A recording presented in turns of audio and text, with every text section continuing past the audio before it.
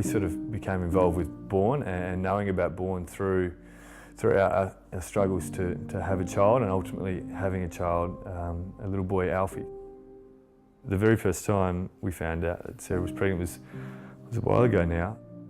We had just been married for maybe 4 or 5 months and we fell pregnant, and I remember telling Dean, and we were both really a little bit in shock and a little bit overwhelmed, but also so excited. And then about 24 hours, 48 hours after that 20-week scan, I had a few stomach cramps and I was bleeding, and obviously immediately went into a state of panic and went to the hospital.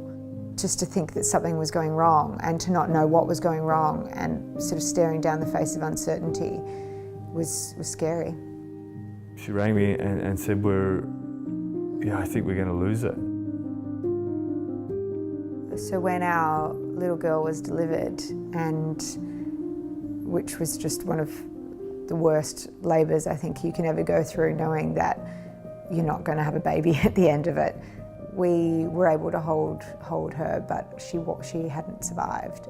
And you actually feel your heart break, and watching Dean being so upset as he held his little girl who hadn't survived, I think broke my heart. Yeah, it was horrible. Something you feel and you hear that goes so naturally in pregnancies, and you expect to go well, and didn't for us. And so, it was obviously a lot of questions about why had this happened and why it happened to us. 10 months after we lost our daughter, we found out that we were pregnant again. I was feeling quite positive. 28 weeks was one of the key milestones that we've been working towards. However, I started to feel like I was having contractions. It turned out that I had begun to go into labour. The doctors all tried to stop the labour, but things just progressed far too quickly. And when he was born, I didn't get to see him, or I didn't get to hold him. He's whisked away straight away. You can barely touch him. You can only lean into the incubator and just with your hands. And even then, it's so difficult because you're trying not to pull out a line or hurt him. He's absolutely, both arms, both legs out of his stomach, just covered in tubes. He's got the ventilator all over his face, and he was just so sick, and you could just see how unhappy he was. You feel so helpless because there's your baby, there's your son, lying there in an incubator, and he's so sick and he's so little, and there's nothing you can do for him, and you can't even give him a hug to make him feel better. On day 9, we were able to pull him out of the incubator and hold him because basically his heart was beginning to stop working, and it was the first time we'd got to hold him alive. And it was a surprisingly sort of strange experience holding your child, because we knew he was going to die and we knew that that was why we were being able to hold him. But it was calming and it was lovely because you could see him calm down. He was so sick, and you just imagined that he was wondering where his mum and dad were and why they weren't helping him. And when we finally held him, he relaxed and he calmed down. And he just finally looked at us, and you could tell that he was so much happier being in our arms. And you just think, God, if you could just avoid a little baby ever having to go to intensive care and ever having to be stuck in an incubator, and never having to go through life not being held by their mum and dad.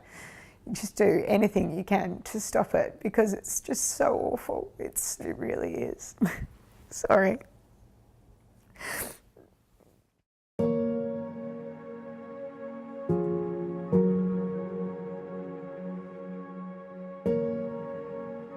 The magnitude of the problem is truly immense. We need to find answers. We need to make scientific breakthroughs. Only then will we be able to stop the tragedies that Dean and Sarah and many other people like them have experienced. Of the babies that survive being born preterm, many are left with disability. These range from problems with vision to cerebral palsy, when a child may not be able to move any of its limbs and require constant care. At Borne, we are driven to find the answer to preterm birth. We want to screen all women in early pregnancy to identify those who are at risk. We want to be able to understand what is causing a woman to go into preterm labour. We want to design treatments to combat each and every cause. I hadn't quite let myself buy any baby clothes or anything yet, so when Alfie did finally make his appearance at 36 weeks, it was a bit of a mad dash for my mum and my sister to go and get everything for me. We've always thought about the journey to the end of pregnancy, to having a child. Now we get to speak about childhood.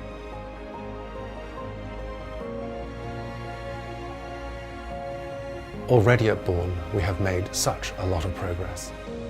We are bringing together clinicians who look after pregnant women with scientists who work in the laboratory to find the answer to these problems.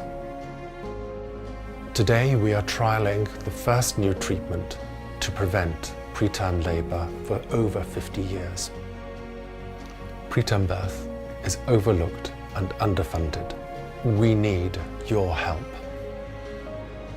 We must find answers to stop the tragedy that happened to Dean and Sarah. Until we do this, this will happen time and time and time again to countless other families.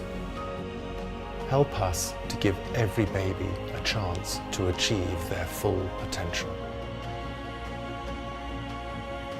They've given us an opportunity to have a child and have a family, and yeah, you can argue that there's not much more someone can give than that.